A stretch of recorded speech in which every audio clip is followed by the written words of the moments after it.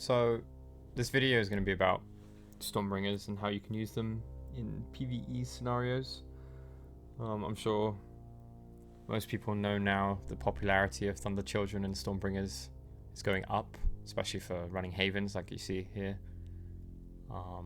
CCP changed them fairly recently, a couple months back. They doubled the amount of range that the Vorton weapons will arc to from 5 kilometers to 10, and that kind of made EDENCOM ratting possible. If not possible, then much easier to do than it was before. Now what you see now is one of my accounts in a Tengu, perma-repping in the site, and I have 9 Stormbringers. Now you don't need 9 to be effective or get lots of money. You can do it with less. I just have 9 because those were the accounts that had it trained when I first thought of doing this. You can use this on any type of Havens, I think, except for drone ones, like drone hordes, if I'm not mistaken, because drone hordes, the spawns are too far out. But any of the other races and their Havens is appropriate.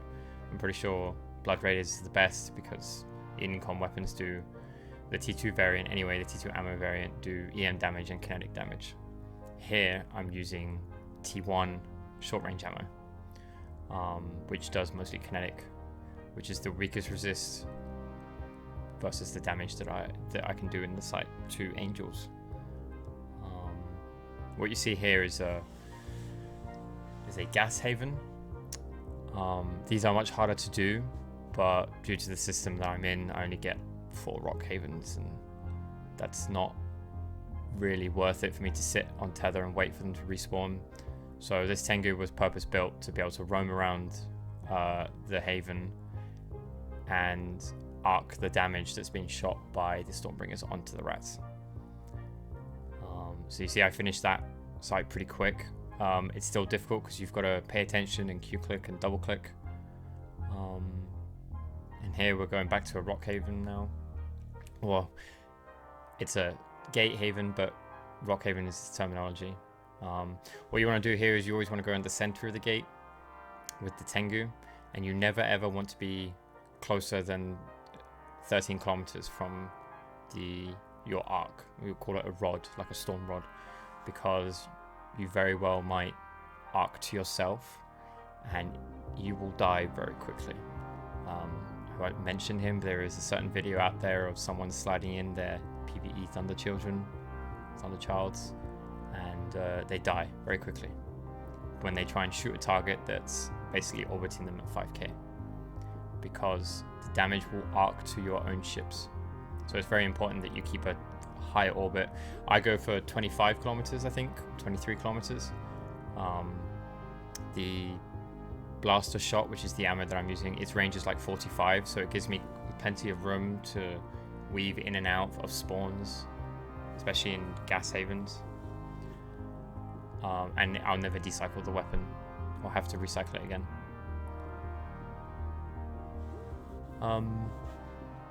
The fit, which I'll show on the screen now, the Stormbringer fit anyway, it's built just to have max buffer and max tank towards the site, because I almost never arc to myself, so I don't really need the resist to kinetic and EM. I just have explosive. It depends on which type of space you're living in. If you're living in Delve, then it's EM damage that the rats are dealing. You want to resist towards that. If it's Garissa space, it's kinetic. If it's angel space like I'm in now, it's explosive. The Tengu fit, which will go on screen now, I run with crystals. You don't have to, but it's about a bill. It's semi blingy, but the great thing about it is that I can run the booster with the MWD on all the time, and that's really key for the gas havens, because you need to be traveling around pretty quickly. I've experimented with 10 MN fits, which sig tank the damage from Stormbringers really well, so you don't have to bling it as much, but the agility that you get from 10 MNs and the speed in general from cruisers with a 10 MN on, it's just not good enough. I was wasting 4 or 5 minutes in every site, and that was just annoying me. So I got some help. We experimented some fits out, and I settled down on this Tengu, which is really good. You'll see a bit of armor damage on the Tengu. The only time you can be at risk, really, is the first wave of a gas haven, because they're all shooting you. And that combined with the Stormbringer damage can push through the buffer that you have in the Tengu. You rep plenty, or you rep enough, but you just don't have enough buffer sometimes, so you'll leak a bit of armor. My suggestion is to heat the booster. You might see me do this in a couple of the sites. Just heat the booster 3 cycles at the beginning of the site while your Stormbringers kill the rats. Other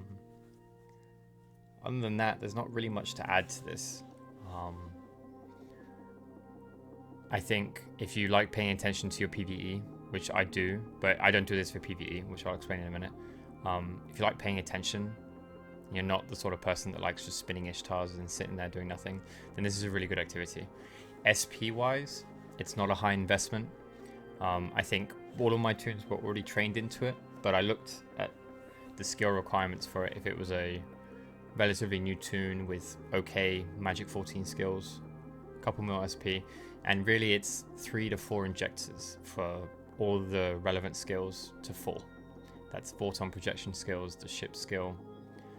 You don't need the ship skill to 5 really, because that's just a range and resist bonus. And you see here, I have all the ship skills to 4 in all these tunes.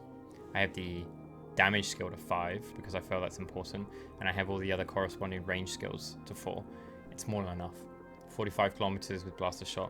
It may vary depending on if you have to use the T2 ammo because you want the max damage in, say, Blood Raider sites. It will change. It will vary from person to person, experience to experience. At least for Angel, you use the T1 ammo, which has plenty of range with level 4 skills, and like I said before, it's only 3 to 4 injectors. So it's much cheaper to inject than, say, for example, Ishtars, which a lot of people do, and much more effective.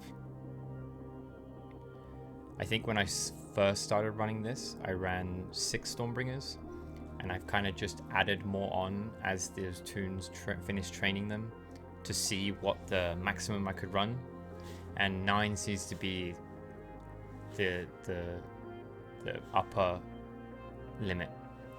You add any more, you're going to be tanking a lot of damage. You're going to have to be taking drugs, probably put high-grade crystals in, and I think that just defeats the whole purpose of it. But you can see here that with the skills that I have now, 9 Stormbringers will clear a battleship wave almost always in 3 shots. Sometimes it will take 4 because there'll be plenty of rats on grid that are soaking up the damage. There are a couple of videos out there specifically from Ultra where they use relative warp formation, so that basically you don't, when you warp from site to site, you stay in the same position you were when you entered warp. This is really nice, but because I don't pre-spawn my rock havens, I don't see it as worth it. I'd have to inject it or train it. It's a very long train for relative warp skills. So for now, I'm quite happy with just every time I land on grid at 0, I set orbit, regroup, then go to the center of a gate with my Storm Rod, which is the Tengu here. Now the ISK per hour, I don't really do it for the ISK per hour, but the ISK per hour can vary depending on your BRM or how often you take breaks or how often you're interrupted by a neutral and local. But all my tunes on a 100% BRM system that are in the Haven running it average around 12 mil ticks. So that's 12 mil times 10 every 20 minutes. Then you also got to include the salvage. I don't salvage personally, but I do MTU. And also escalations. Now, I'm not including those factors in the like overall performance of how much money you're going to get out of this setup. If you're a fan of just AFK Ishtar running, then this isn't obviously for you, but I don't see many guides out there, so I decided to make one. Because I think this is a really effective way of using some accounts, old accounts that you have, that you may not use anymore. You can spin them back up and do this. But I think that's pretty much everything that I've covered. If you're thinking of moving to a system, or you're thinking of what the best system to do this in, it's the same as everything else. You want the highest security status system, like a 1.0 or 0.9, with the most amount of rock havens, because as you just see there, rock havens are really easy to do. You just sit at 0 on the gate in between, you set a bookmark for your MTU, and you just shoot yourself all the time. You have to Q-click with this gas haven here that we're doing, and it is just annoying. But I like engaging with my activities in EVE, so I don't mind it. But it's something to keep in mind if you prefer a different playstyle.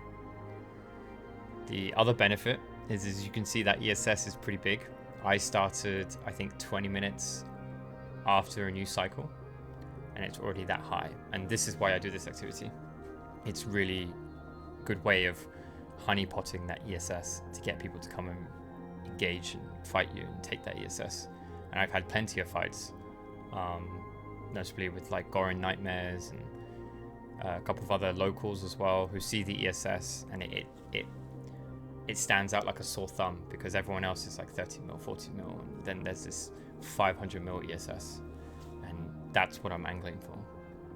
So just be aware of that when you do this. You are going to be looking like a super ratting, basically. But you're making more than a super. Now, there are a few caveats between running the popular Thunderchild and the Stormbringer. The Thunderchild being the battleship variant, the Stormbringer, the one I'm using now, being the cruiser variant. Thunderchildren are much more expensive. I think a full T2 fit with the T2 gun, or even a T1 gun, is $3 bill. Last I checked, and that was a while ago. But I think the prices have stayed around the same. Not to mention the skill books required for you to train into the Thunderchild. The SP is much higher. And just the overall speed of Thunderchildren, it really depends on what kind of sites you're running. If you're just running Rock Havens, it's pretty good. But if you're in a system like mine and you can't pick and choose what havens you do, the only benefit a Thunderchild has over the Stormbringers is you can run them in less numbers and do the same damage. And you can run a frigate, like a Jaguar or a Harpy, which a Thunderchild will barely apply to, because as long as it's AB, it's got a tiny SIG, so the battleship gun won't apply to it. That's the only benefit I can see. Obviously, if you have less accounts, Thunderchildren are better for you. That's why a lot of people run them. And not everyone who's doing this, like I am, has these many accounts set up. I have these accounts from Pithum, and I do this in my downtime to incite content and honeypot the ESS, and just it's like I turn off my brain and I just do it. If you want to mid max it, because I haven't, I've just thrown together a couple tunes in Stormbringers and gone to town, then Thunderchildren are probably your better option. But just keep in mind, A, it's much more expensive. B, you're much slower because you're battleship warp speeds and battleship align times. And C, you're a much juicier target. I've had people pass by me because they know they can't catch Stormbringers, because I'm in and out of the site as soon as the locals appeared. But yeah, I hope you enjoy the guide. And I hope you try this activity soon, I guess, because it's a good way for people to make ISK. And in the current climate of nullsec, there aren't a lot of good ways of making ISK, and we have to wait until CCP changes that.